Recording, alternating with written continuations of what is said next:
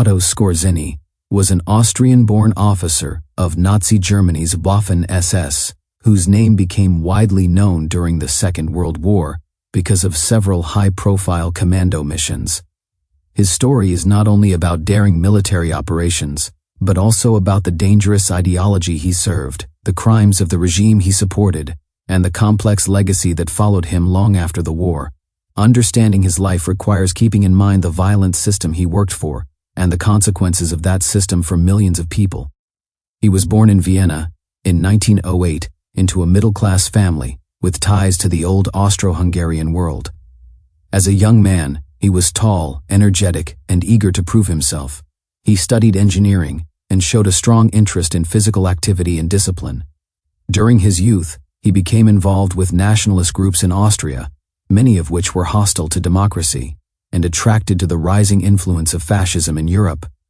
When he joined the Nazi Party in the early 1930s, he did so out of a belief in German nationalism and admiration for Adolf Hitler's growing movement in Germany. This political choice shaped the rest of his life. After Hitler annexed Austria into Nazi Germany in 1938, Skorzeny's loyalty to the regime brought him opportunities within the expanding military structure.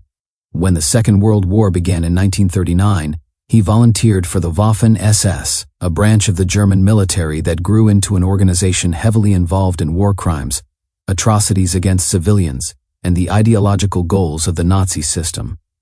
Although Skorzeny himself became known mainly for special operations rather than atrocities on the Eastern Front, he served an organization directly responsible for large-scale crimes. Skorzeny first served as an engineer and frontline officer. He fought in multiple campaigns, including the invasions of France and the Soviet Union. He was wounded in 1941 and spent months recovering, during which he focused on developing ideas for unconventional warfare. This interest, combined with his confidence and ambition, led to his eventual placement in the Waffen-SS command structure responsible for sabotage missions, special operations, and behind-the-lines activities. His rise to fame came in 1943 during the political crisis in Italy. After Mussolini was deposed and arrested by the Italian government, Hitler wanted him rescued to stabilize German influence in Italy. The task was assigned to a combined team of German units, and Skorzeny was included. The operation involved locating Mussolini, transporting a small group of commandos to a remote mountain hotel using gliders, and securing him before he could be moved or hidden. When the mission succeeded, German propaganda highlighted Skorzeny as the hero, portraying him as the mastermind, even though he was only one figure among several officers. This publicity significantly boosted his reputation within Germany and abroad. Following this event, he was given more authority. In 1944, after Hungary attempted to negotiate with the Allies to exit the war, Hitler ordered a rapid intervention. German forces moved into Budapest, and Skorzeny was involved in kidnappings and coercive actions designed to force the Hungarian leader Horthy to cooperate with Germany. The operation contributed to the installation of a pro-Nazi regime in Hungary, which helped continue the deportation of Hungarian Jews to extermination camps. Although Skorzeny did not run these deportations, he played a part in enabling the political conditions under which they continued. Later in 1944, he was assigned to a controversial mission during the Battle of the Bulge. Germany attempted to use English-speaking German soldiers in American uniforms to sabotage communications, spread confusion, and disrupt Allied operations. The plan violated the laws of war regarding the misuse of enemy uniforms. Skorzeny oversaw the organization of this force, though the mission achieved limited results.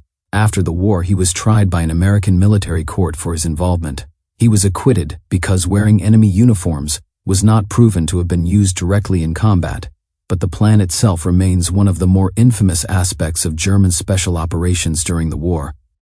As Nazi Germany collapsed in 1945, Skorzeny's reputation for bold missions made him a well-known figure, but it did not give him immunity. He surrendered to American forces and was held for trial. Although he was acquitted in the uniform case, he was still regarded as a committed officer of the SS, an organization classified as criminal because of its central role in genocide and large-scale atrocities. In 1948, he escaped from an internment camp under unclear circumstances likely with the help of former SS networks that were rebuilding underground connections across Europe. His escape made him a figure of intrigue in post-war newspapers. After escaping, Skorzeny eventually made his way to Spain, which under Franco's dictatorship became a haven for many former Nazis. There he established a business career, presenting himself as a consultant and engineer. He also became involved in far-right networks that assisted former SS men and other collaborators. His life in Spain reflected the broader issue of how many individuals connected to the Nazi regime avoided accountability by moving into countries with authoritarian governments sympathetic to them.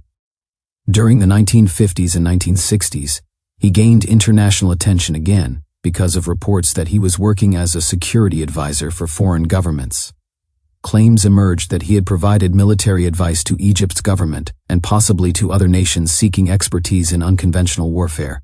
In later years, stories circulated that he cooperated with the Israeli intelligence service in a limited capacity, though these accounts remain debated and blend documented facts with speculation.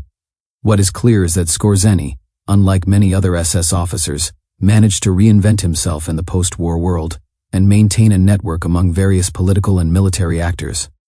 His image became a subject of fascination in popular media. Some writers and filmmakers portrayed him as a daring commando or adventurer, glossing over his ideological background and his role within the SS. This romanticized portrayal obscured the reality that he had voluntarily served one of the most violent regimes in history.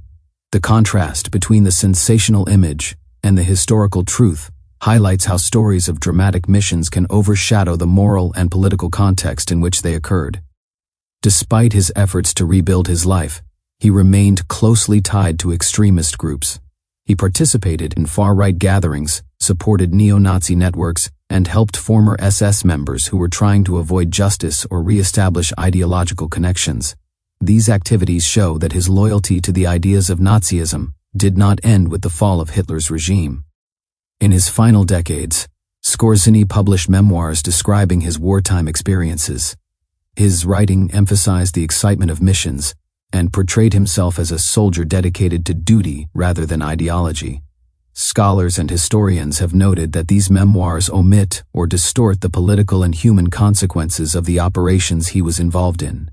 His narrative followed a pattern seen among many former SS officers, an attempt to frame service in the Nazi regime as simply military professionalism rather than participation in a system responsible for genocide and mass suffering. While his personal accounts attracted readers who sought action stories, they did not face the core issue of why he joined the Nazi system or what that choice meant for the millions affected by it. Skorzeny died in Spain in 1975 at the age of 67. His funeral was attended by individuals from far-right circles, and reports stated that some participants gave Nazi salutes, revealing the ongoing ideological environment he had never renounced.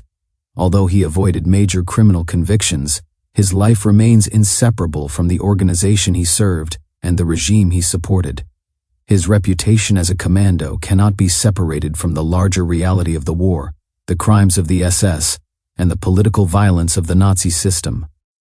Looking back at his life, experts often stress that the sensational aspects of his missions should not distract from the ethical context. He was a skilled planner and operator, but he applied those abilities in service of a regime built on racism, aggression, and genocide. His career illustrates how individuals can become celebrated for daring actions even when those actions occurred within a deeply destructive framework. The fascination some people have with his missions must be balanced with an understanding of the suffering caused by Nazi policies and the role the SS played. Otto Skorzeny remains a complex figure because he represents both the dramatic, cinematic elements of special operations and the darker reality of totalitarian ideology. His life shows how ambition, nationalism, and a desire for adventure can lead someone into participation in systems of violence. His post-war years demonstrate how political conditions allowed some former Nazis to evade justice and reshape their public identities. Historians continue to examine his role not as a hero, but as an example of how propaganda and myth-making can transform a loyal functionary of a criminal regime into a legend that obscures the truth. Thanks for watching. If you have a thought regarding Otto Skorzeny, drop it in a comment below. If you enjoyed the video, don't forget to hit the like and subscribe,